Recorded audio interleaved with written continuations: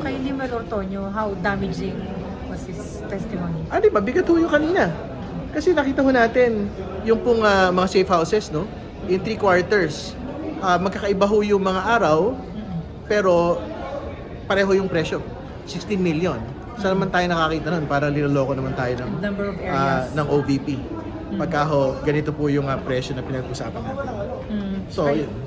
yung pangalawa. Tapos yung pangalawa, syempre, yung pong sinabi niya kanina na binigay yung pera doon sa mga informants, pero yung informants ho yung bumili ng gamot, bumili po ng supplies. Nakakatawa yun eh. Kasi, asan yung OR? I mean, kung bumili ng gamot, bumili ng supplies, asan yung official receipts? Hindi ba? Yun yung basically hinahanap nung pong Commission on Audit para palusutin po yung paggastos po na yun. No? So, wala. So, major po yung dalawang bagay na yun yung araw na ito. Quick update dun sa restitution Nakalala. nung na-disallow na confidence. Sa dulo yun, pagka natapos yung lahat po ng proseso.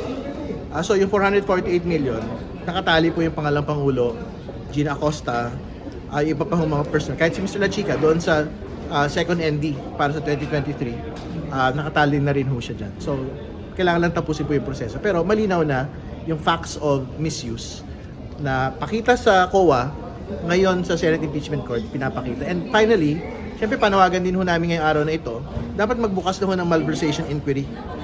Yung pong ombudsman, doon po sa pangalang Pangulo, kay Ms. Acosta, at saka kay Mr. La Chica, dito sa paggamit po ng confidential funds.